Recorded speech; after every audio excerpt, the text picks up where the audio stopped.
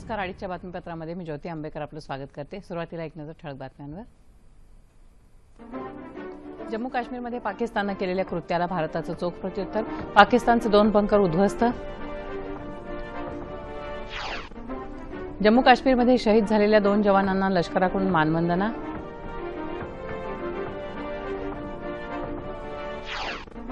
जम्मू काश्मीरमधल्या अनंतनाग लोकसभा मतदारसंघातील पोटनिवडणूक केंद्रीय निवडणूक आयोगानं अनिश्चित काळासाठी पुढे ढकलली. महत्वाकांक्षी स्वच्छ भारत अभियानाचे शहरी भागात सकारात्मक परिणाम. व्यंकय्या नायडू.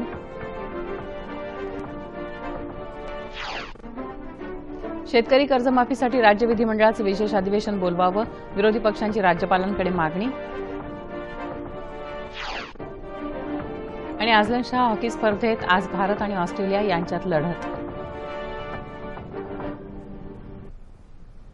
आणि आता सविस्तर वृत्त.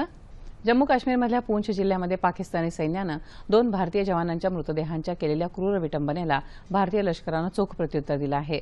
भारतीय सैन्यानं केलेल्या कारवाईमध्ये पाकिस्तानचे 2 बंकर उद्ध्वस्त झाले असून मोठी जीवितहानी झाल्याचं वृत्त आहे. दरम्यान नियंत्रण रेषेजवळ पाकिस्ताननं केलेल्या हल्ल्यामध्ये शहीद झालेले सीमा सुरक्षा दलाचे सुभेदार प्रेम सागर यांचं पार्थिव नवी दिल्लीत आणण्यात आलं असून केंद्रीय गृहराज्यमंत्री किरण रिजिजू तसंच लष्कराच्या वरिष्ठ अधिकाऱ्यांनी त्यांना आदरांजली अर्पण केली.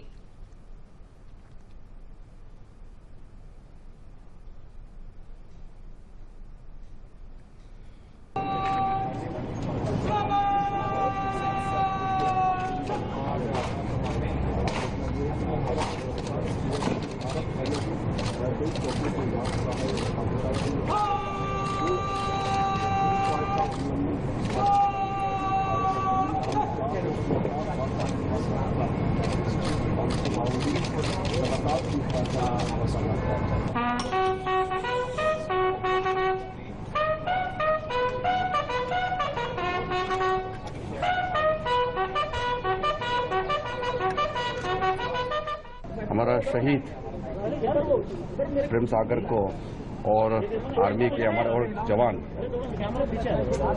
परमजीत सिंह का भी तरन तारण में श्रद्धांजलि दिया जा रहा है। यहाँ से देवरिया ले जाएंगे, 3.5 घंटे का रास्ता है, हेलीकॉप्टर से ले जाएंगे।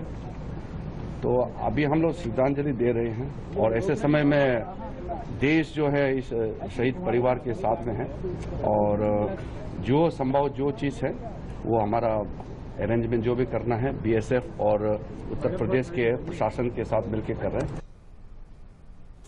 जम्मू काश्मीरमध्ये शहीद झालेले लष्कराचे नायब सुभेदार परमजीत सिंह यांच्या पार्थिवावर त्यांच्या मूळ गावी लष्करी इतमामात अंत्यसंस्कार करण्यात आले. दरम्यान जम्मू काश्मीरचे राज्यपाल एच.एन. वोरा यांनी आज केंद्रीय गृहमंत्री राजनाथ सिंह यांची दिल्लीत भेट घेऊन राज्यातल्या सुरक्षा आणि कायदा व्यवस्थेवर चर्चा केली. सुमारे 40 मिनिटं चाललेल्या या बैठकीत राज्यपाल आणि गृहमंत्र्यांनी काश्मीर खोऱ्यातील परिस्थिती त्यावर नियंत्रण आणण्यासाठी करण्याच्या उपाययोजनांबाबत विचारविनिमय केल्याचं अधिकृत सूत्रांनी सांगितलं. पाकिस्तानी लष्करानं 2 भारतीय जवानांच्या मृतदेहाच्या केलेल्या विटंबनेचा या मुद्द्यावरही बैठकीमध्ये चर्चा झाली. सीमेपलीकडून होणारी घुसखोरी, फुटीरतावाद्यांच्या कारवाया आणि विद्यार्थ्यांकडून रस्त्यांवर केली जाणारी निदर्शनं आणि निषेध यावर चर्चा झाल्याचं समजतं. लष्कर प्रमुख बिपिन रावत श्रीनगरमध्ये कालच दाखल झाले असून त्यांनीही जम्मू काश्मीरमधल्या सुरक्षा स्थितीचा आढावा घेतला.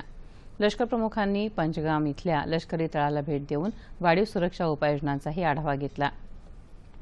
सुरक्षा दलाच्या विविध एजन्सींमधल्या समन्वयाची प्रशंसा करून सैन्य दलानं ठामपणानं केलेल्या कारवाईची त्यांनी प्रशंसा केली. बदामी बाग इथल्या लष्करी तळाच्या रुग्णालयाला भेट देऊन रावत यांनी जखमी सैनिकांची विचारपूस केली. संरक्षण मंत्री अरुण जेटली तसंच जम्मू काश्मीरचे राज्यपाल एन.एच. वोरा पंतप्रधान नरेंद्र मोदी यांची भेट घेऊन काश्मीरमधल्या सद्यस्थितीबाबत त्यांच्याशी चर्चा करण्याची शक्यता आहे. भारतीय जवानांच्या मृतदेहाची विटंबना आणि कुलगाम इथं 7 जणांची झालेली हत्या या पार्श्वभूमीवर जम्मू काश्मीरचे राज्यपाल पंतप्रधानांची भेट घेऊन परिस्थितीची माहिती देण्याची शक्यता आहे. जम्मू काश्मीरमधल्या अनंतनाग लोकसभा मतदारसंघातील पोटनिवडणूक केंद्रीय निवडणूक आयोगानं अनिश्चित काळासाठी पुढे ढकलली आहे. काश्मीरमधली सध्याची स्थिती निवडणूक घेण्यासाठी अनुकूल नसल्यानं निवडणूक आयोगानं स्पष्ट केलं आहे. अनंतनाग मतदारसंघामध्ये 12 एप्रिल रोजी पोटनिवडणूक होणार होती. मात्र राज्यातली बिघडलेली कायदा आणि सुव्यवस्थेची परिस्थिती या पार्श्वभूमीवर निवडणूक आयोगानं याआधीच ही निवडणूक पुढे ढकलली होती. पोटनिवडणुकीची नवीन तारीख लवकरच जाहीर करण्यात येईल असं आयोगानं स्पष्ट केलं आहे. नवीन तंत्रज्ञानाद्वारे आर्थिक विकासाचे लाभ आता खेडोपाड्यापर्यंत पोहोचत आहेत, असं केंद्रीय वित्तमंत्री अरुण जेटली यांनी आज नवी दिल्लीत सांगितलं. आयसीआयसीआय 100 डिजिटल खेडी राष्ट्राला अर्पण केल्यानंतर ते बोलत होते. डिजिटायझेशनच्या दिशेनं वाटचाल सुरू झाल्यामुळे नवीन तंत्रज्ञान निर्मितीबरोबरच इलेक्ट्रॉनिक पेमेंटचे नवनवीन पर्याय येत असून त्याचा ग्रामीण भागातल्या जनतेला फायदा होत असल्याचं जेटली यांनी सांगितलं. 17 राज्यांमधल्या 100 खेड्यांचं डिजिटायझेशन पूर्ण केल्याबद्दल जेटली यांनी आयसीआयसीआय समूहाची प्रशंसा केली. इतर बँकांनीही त्याचा आदर्श घेऊन इतर खेड्यांमध्ये डिजिटायझेशन करून ग्रामीण जनतेला सक्षम करावं असं आवाहन त्यांनी केलं. चालू वर्षामध्ये आणखी 500 खेडी डिजिटल करण्याचा आयसीआयसीआयचा मानस असल्याचं समजतं. डिजिटल पायाभूत सोयीसुविधा, आर्थिक समावेशकता, कौशल्य विकास आणि व्यावसायिक प्रशिक्षणाद्वारे खेड्याचा विकास आयसीआयसीआय डिजिटल खेडी कार्यक्रमांतर्गत करण्यात येत आहे. पंतप्रधान नरेंद्र मोदी यांनी सुरू केलेल्या महत्वाकांक्षी स्वच्छ भारत अभियानाचे शहरी भागात सकारात्मक परिणाम दिसून येत असल्याचं केंद्रीय नगरविकास मंत्री व्यंकय्या नायडू यांनी सांगितलं. बंगळुरू इथं ते आज वार्ताहरांशी बोलत होते. या संदर्भात केलेल्या सर्वेक्षणामध्ये 18 लाख नागरिकांची मतं जाणून घेण्यात आली. त्याचप्रमाणे सुमारे 17,500 ठिकाणांचं प्रात्यक्षिक निरीक्षण केल्यानंतर या अभियानाचा प्रभाव जाणवत असल्याचं समोर आलं आहे, अशी माहिती त्यांनी दिली. येत्या गुरुवारी स्वच्छतेसंदर्भातली 434 शहरांची क्रमवारी जाहीर करण्यात येईल. मात्र क्रमवारीपेक्षाही नागरिकांचा प्रतिसाद आणि जागृती महत्त्वाची आहे, असं नायडू यावेळी म्हणाले. राज्यातील धरणांच्या आणि जलसाठ्यांच्या साठवण क्षमतेमध्ये वाढ करण्याच्या दृष्टीनं धरणांमधला गाळ काढून तो शेतात पसरवण्यासाठी गाळमुक्त धरण आणि गाळयुक्त शिवार योजना राबवण्याचा निर्णय राज्य मंत्रिमंडळानं घेतला आहे. आज मुंबईत झालेल्या राज्य मंत्रिमंडळाच्या बैठकीत हा निर्णय घेण्यात आला. राज्यातल्या वाढत्या शेतकरी आत्महत्या तातडीनं नियंत्रणात आणण्याकरता सरकारनं कर्जमाफीची घोषणा करावी.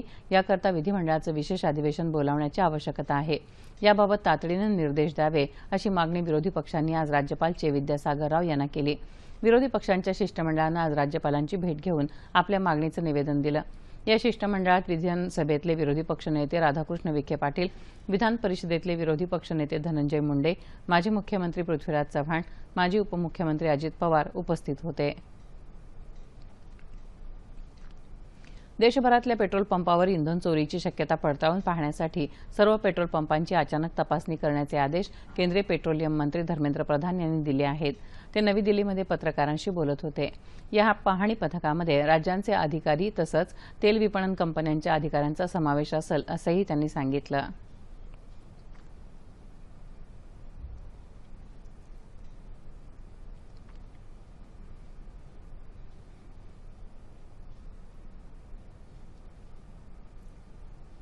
अनुदानित गॅस सिलेंडरच्या दरामध्ये ₹1.87 तर रॉकेलच्या दरामध्ये प्रति लिटर 26 पैशांची वाढ करण्याचा निर्णय तेल विपणन कंपन्यांनी घेतला आहे.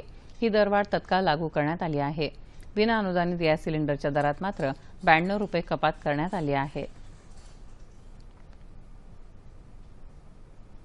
महाराष्ट्र सदन घोटाळ्याप्रकरणी तुरुंगात असलेले माजी सार्वजनिक बांधकाम मंत्री छगन भुजबळ आणि त्यांचा पुतण्या समीर भुजबळ यांच्या न्यायालयीन कोठडीमध्ये 16 मेपर्यंत वाढ करण्यात आली आहे.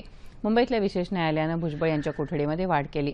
सक्तवसुली संचालनालयानं छगन भुजबळ आणि समीर भुजबळ यांच्यावर बेहिशेबी मालमत्ता आणि भ्रष्टाचाराचे आरोप ठेवले आहेत. शिक्षण पद्धतीमध्ये आधुनिक तंत्रज्ञानाचा वापर व्हावा, डिजिटल शिक्षण विद्यार्थ्यांना मिळावं, या उद्देशानं सोलापूर इथं आज शिक्षकांसाठी ई-लर्निंग कार्यशाळेचं आयोजन करण्यात आलं. ग्रामीण आणि वंचित घटकांच्या मुलांना आधुनिक तंत्रज्ञान माहीत व्हावं तसंच मनोरंजनातून शिक्षण हा या कार्यशाळेचा उद्देश आहे. सोलापूर इथल्या प्रिसिजन फाउंडेशन आणि सर शिक्षक संघटना यांच्या संयुक्त विद्यमाने ही 1 दिवसाची कार्यशाळा आयोजित करण्यात आली आहे. यावेळी वाड्या आणि वस्तीवरच्या महापालिका आणि जिल्हा परिषदेच्या 52 शाळांना ई-लर्निंग साहित्य वाटप करण्यात आलं. मोबाईल, संगणक, दूरचित्रवाणी अशा माध्यमातून मुलामुलींच्या कलागुणांना कसा वाव देता येईल याची माहिती तज्ज्ञांनी दिली. या कार्यशाळेमध्ये 10 मुद्द्यावर चर्चा करून विविध मतं लक्षात घेऊन आधुनिक शिक्षण पद्धतीचा अवलंब करण्यात येणार आहे, अशी माहिती सर शिक्षक संघटनेचे समन्वयक राजकिरण चव्हाण यांनी दिली. मुंबईत भारतीय जनता पक्षाला मिळालेला विजय हा पंतप्रधानांनी निर्माण केलेला विश्वास असल्याचं सांगून मुंबईला देशातील उत्तम शहर बनवायचं आहे, असं प्रतिपादन मुख्यमंत्री देवेंद्र फडणवीस यांनी भाजपा कार्यकर्त्यांशी बोलताना केलं. मुंबई भाजपातर्फे वांद्रे इथं विजयोत्सव साजरा करण्यात आला. त्यावेळी मुख्यमंत्री बोलत होते. भाजपाचे राष्ट्रीय अध्यक्ष अमित शाह यांच्या उद्याचा भारत घडवण्याच्या प्रयत्नांना साथ देण्याचं आवाहन रेल्वे मंत्री सुरेश प्रभू यांनी यावेळी केलं. सरकारच्या योजना देशातल्या शेवटच्या माणसापर्यंत पोहोचवण्याचं आवाहन पंतप्रधान नरेंद्र मोदी यांनी केलं असून या आनंदोत्सवात या कार्याची सुरुवात आहे असं मुंबई भाजप अध्यक्ष आशिष शेलार यावेळी म्हणाले.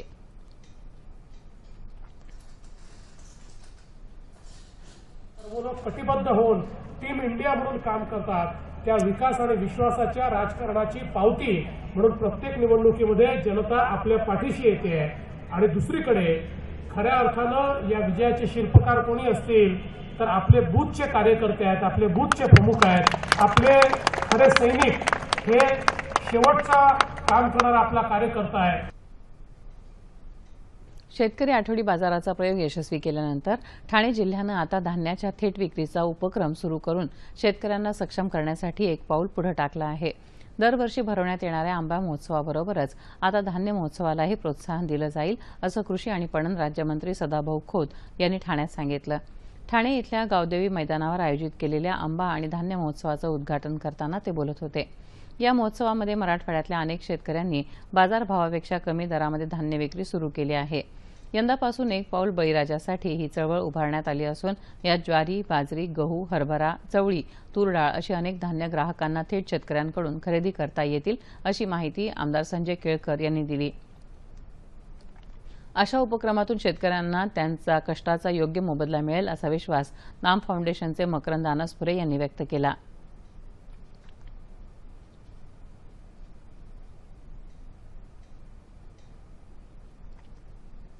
या महोत्सवात कोकणातल्या विविध प्रकारच्या आंब्याबरोबरच अन्य कोकण उत्पादनही ग्राहकांना रास्त दरामध्ये उपलब्ध होणार आहेत.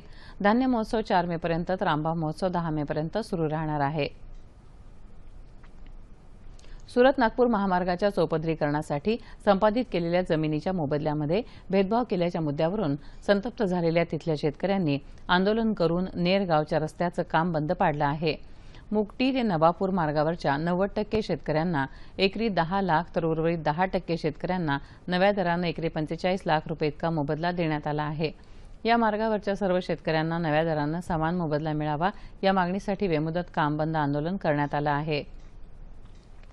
एकरी 45 लाख रुपये मोबदला मिळावा आणि पर्यावरणाचा समतोल राखण्यात यावा अशी मागणी आंदोलक शेतकरी करत आहेत. शिक्षण संस्थांनी विद्यार्थ्यांचा व्यक्तिमत्व विकास आणि मूल्य संवर्धनावर भर देण्याची गरज असल्याचं लोकसभा अध्यक्ष सुमित्रा महाजन यांनी म्हटलं आहे. कोणत्याही शिक्षण संस्थेची वाटचाल ही केवळ विद्यार्थी संख्या आणि उत्तुंग इमारतीवर अवलंबून नसते असंही त्यांनी स्पष्ट केलं. रत्नागिरीत गुरुकुल इमारतीच्या लोकार्पण सोहळ्यामध्ये त्या बोलत होत्या. इंग्रजी शिक्षणातून जगाला भारतीय वेद ग्रंथांमधले विचार पोचवण्याची गरज आहे असं त्या म्हणाल्या. शिक्षणात आमूलाग्र बदल व्हायला हवेत, त्यासाठी या क्षेत्रात झोकून देऊन संशोधन आणि काम करणारी पिढी तयार व्हायला हवी असं सुमित्रा महाजन यावेळी म्हणाल्या. कोल्हापूर परिक्षेत्रामध्ये आयोजित करण्यात आलेल्या युथ पार्लमेंट चॅम्पियन स्पर्धेमध्ये 10 संघ निवडण्यात आले. आज झालेल्या चौथ्या आणि अंतिम फेरीच्या उद्घाटनाला पोलीस महासंचालक सतीश माथुर आणि कोल्हापूर परिक्षेत्राचे विशेष पोलीस महानिरीक्षक विश्वास नांगरे पाटील उपस्थित होते. वेगवेगळ्या अडचणींबाबत विद्यार्थ्यांच्या कल्पना आणि भावनांना वाव देण्याच्या उद्देशानं कोल्हापूर परिक्षेत्रातल्या कोल्हापूर, सांगली, सातारा, पुणे ग्रामीण आणि सोलापूर ग्रामीण या 5 जिल्ह्यातल्या 143 पोलीस ठाण्यांच्या हद्दीतल्या 1446 शाळांमधले 4338 स्पर्धक सहभागी झाले होते. 3 स्तरावर झालेल्या या स्पर्धेमध्ये नक्षलवाद, दहशतवाद, धार्मिक तेढ, भ्रष्टाचार, आर्थिक गुन्हे, सोशल मीडियाचा गैरवापर इत्यादी विषय देण्यात आले होते. जिल्ह्यातून प्रत्येकी 2 संघ निवडले गेले. दिवसेंदिवस वाढत चाललेल्या ध्वनी प्रदूषणाला आळा घालण्यासाठी अनेक संस्थांकडून प्रयत्न होत आहेत. नाशिक पोलिसांच्या वतीनं ट्रॅफिक सिग्नल चौकामध्ये नो हॉर्न डे या उपक्रमाचा प्रारंभ करण्यात आला. यावेळी हेल्मेट वापरण्यासाठी जनजागृतीही करण्यात आली. दुचाकी आणि 4 चाकी वाहन चालकांना हॉर्न न वाजवण्याचं आवाहन यावेळी करण्यात आलं. तर हेल्मेट धारकांना गुलाब पुष्प देण्यात आलं. नाशिक पोलिसांच्या गुन्हे प्रतिबंधक विभागातर्फे आगामी वर्षभर प्रत्येक सोमवारी नो हॉर्न डे उपक्रम राबवण्यात येणार असून त्यासाठी अनेक संस्थांनी सहकार्याचा हात पुढे केला आहे. ही संकल्पना अनेक वाहन चालकांना आवडली असून गजबजलेल्या त्र्यंबक नाक्यावर सिग्नलजवळ हॉर्नचे आवाज क्वचितच ऐकू येत होते असं नाशिकचे सहाय्यक पोलीस आयुक्त जयंत बजबले यांनी सांगितलं. राज्यात नुकत्याच झालेल्या स्थानिक स्वराज्य संस्थांच्या निवडणुकीमध्ये रिपब्लिकन पक्षासह सर्वच आंबेडकरी विचारांच्या राजकीय पक्षांची मोठी पिछेहाट झाली। या पार्श्वभूमीवर केंद्रीय सामाजिक न्याय राज्यमंत्री रामदास आठवले यांनी मुंबईत आंबेडकर चळवळीतले प्राध्यापक, पत्रकार, संपादक आणि विचारवंतांची बैठक घेतली। रिपब्लिकन ऐक्यासाठी आपला गट बरखास्त करण्यास तयार असल्याचं रामदास आठवले यावेळी म्हणाले। ऐक्य करण्याच्या अनुषंगानं 11 जणांच्या समितीची यावेळी स्थापना करण्यात आली।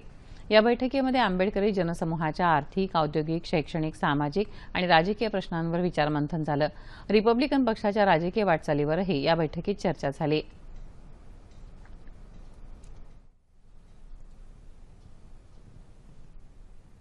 आंतरराष्ट्रीय ख्यातीचे भारतीय चित्रपट दिग्दर्शक सत्यजित रे यांची आज जयंती।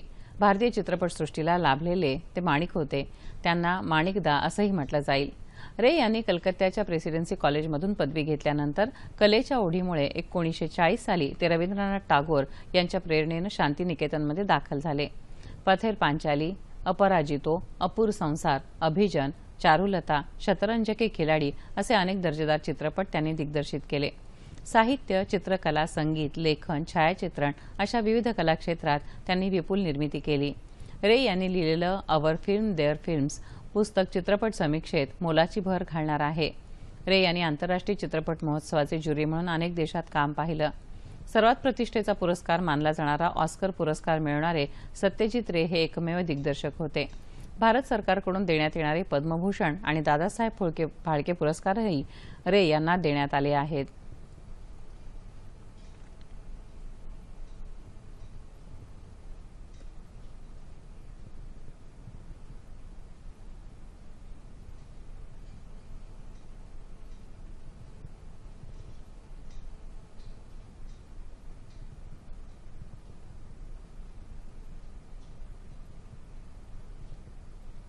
तांबड्या मातीतला लाल साधा माणूस भालजी पेंढारकर यांची आज जयंती।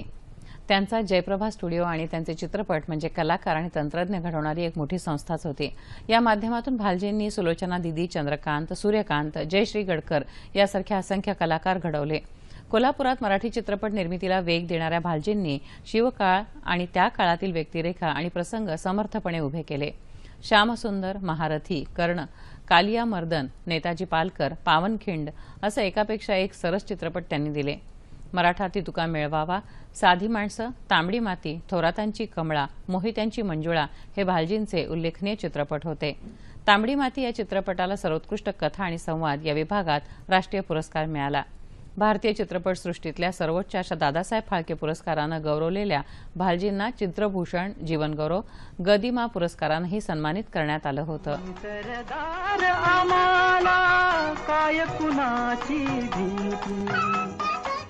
देवदेशन धर्मापायी प्राण घेतल हाती, सूर आम्ही सरदार आम्हाला काय कुणाची भीती। ऐरणीच्या देवा तुला ठिणगी ठिणगी वाहू दे,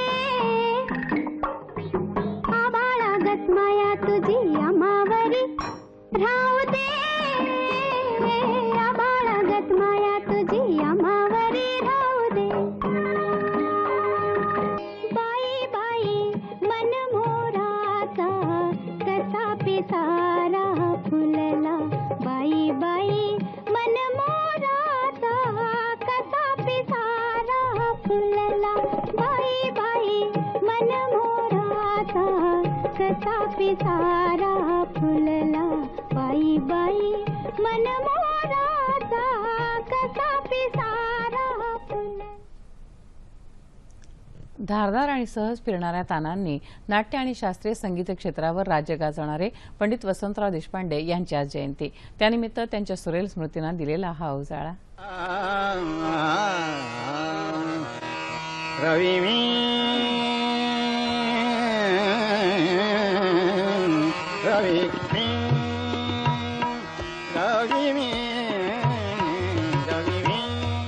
आपल्या अभिजात गायकीनं रसिकांवर अधिराज्य गाजवणारे डॉक्टर वसंतराव देशपांडे म्हणजे मराठी संगीत, विशेषतः नाट्यसंगीत आणि शास्त्रीय संगीत क्षेत्राला मिळालेली एक देणगीच। 2 मे 1920 ला मूर्तिजापूरमध्ये जन्मलेले वसंतराव यांनी असद अली खां, सुरेश बाबू माने, अमानत अली खां यांच्याकडे शास्त्रीय संगीताचं शिक्षण घेतलं. सुरुवातीला त्यांनी संरक्षण हिशेब खात्यात नोकरी करत संगीताची उपासना चालू ठेवली. मात्र नंतर त्यांनी पूर्ण वेळ संगीतालाच वाहून घेतलं.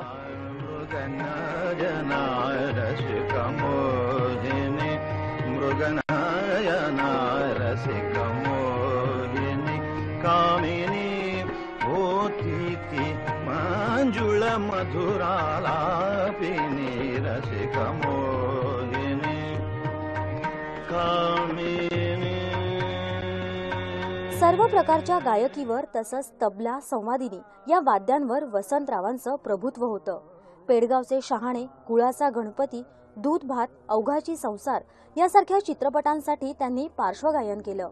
त्यांच्या गायकीनं परमोच्च शिखर गाठलं ते कट्यार काळजात घुसली या संगीत नाटकातून. रसिकांची या नाटकाला भरभरून दादही मिळाली. याच नाटकातून तसंच अष्टविनायक या चित्रपटातून त्यांनी आपल्या अभिनयाची झलकही दाखवली. दाटून कंठ येतो ओठात येई गाणे जा आपुल्या घरी तू. 1982 साली झालेल्या अखिल भारतीय नाट्य संमेलनाचं त्यांनी अध्यक्षपदही भूषवलं होतं. सहज फिरणारा आवाज आणि अतिशय वेगवान आलापी हे गायकीचं वैशिष्ट्य असणाऱ्या वसंतरावांच्या स्मृतीला अभिवादन.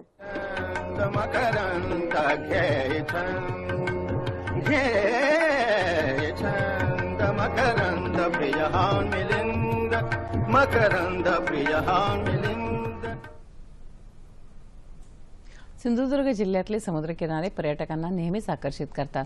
आता यात भर पडली आहे ती कणकवली इथं सुरू झालेल्या वॉटर स्पोर्ट्सच्या थराराची.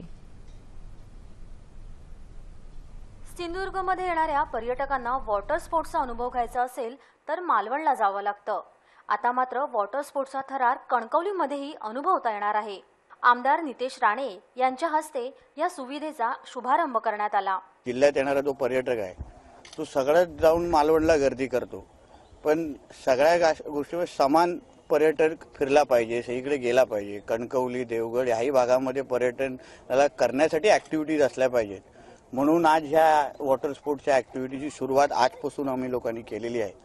ह्याच्यानी निश्चित पद्धतीने पर्यटनाला पण चालना मिळेल, तरुणांना इकडचा रोजगारही भेटेल आणि पर्यटनाचा एक नवीन अध्याय ह्या निमित्ताने सुरू झाला असं म्हटलं तर चुकीचं ठरणार नाही. कणकवली इथल्या गड नदी पात्रामध्ये सुरू झालेल्या या सुविधेमध्ये jet ski ride, banana ride, bumper ride, kayaking, boat ride यांचा थरार आणि मजा अनुभवता येणार आहे. वॉटर स्पोर्ट्सचा आनंद घेताना लाईफ जॅकेट, प्रशिक्षित लाईफगार्ड पर्यटकांच्या सुरक्षेसाठी सज्ज असणार आहेत. मी आता ती बंपर राईड केली, खूप चांगला अनुभव आला की सिंधुदुर्गातलं तापमान एवढं वाढलंय की सध्या बाहेर पडताना 4 वेळा विचार करावा लागतो. आज सकाळी मी इथे आलो होतो. 14 ते 45 वर्षाचे वयोगटातले माणसं आहेत ती जेटस्की, बंपर, बनाना करू शकतात. वयस्कर आहेत त्यांच्यासाठी आपण ही मोटर बोट ठेवलेली आहे, म्हणजे त्यांना फेरी बोट भेटू शकते. सेकंड, लहान आहेत त्यांना आपण कायाक्स म्हणून आपल्याकडे ऍक्टिव्हिटीज आहेत त्या देतोय. असं सर्व गटातल्या माणसांसाठी आपण ही ऍक्टिव्हिटी ओपन केलेल्या आहेत. सिंधुदुर्गमध्ये आलेला पर्यटक बहुतांश वेळा समुद्रकिनारा असलेल्या ठिकाणीच भेट देतो. परंतु वॉटर स्पोर्ट्स सारख्या सुविधा जिल्ह्याभरात निर्माण झाल्यास खऱ्या अर्थानं सिंधुदुर्ग जिल्हा पर्यटन जिल्हा म्हणून ओळखला जाईल. हॉकी. मलेशियात सुरू असलेल्या अझलनशाह हॉकी अजिंक्यपद स्पर्धेमध्ये आज भारताची गाठ ऑस्ट्रेलियाशी पडणार आहे. राऊंड रॉबिन फेरीतल्या पहिल्या सामन्यामध्ये भारत आणि इंग्लंड दरम्यान बरोबरी झाली होती, तर दुसऱ्या सामन्यामध्ये भारतानं न्यूझीलंडचा 3-0 गोलनं धुव्वा उडवला होता. हवामान. येत्या 36 तासात दक्षिण मध्य महाराष्ट्र, मराठवाडा आणि विदर्भात तुरळक ठिकाणी पाऊस पडण्याची शक्यता हवामानशास्त्र विभागानं वर्तवली आहे. इतरत्र हवामान कोरडं राहील. ठळक बातम्या पुन्हा एकदा. जम्मू काश्मीरमध्ये पाकिस्ताननं केलेल्या कृत्याला भारताचं चोख प्रत्युत्तर. पाकिस्तानचे 2 बंकर उद्ध्वस्त. जम्मू काश्मीरमध्ये शहीद झालेल्या 2 जवानांना लष्कराकडून मानवंदना.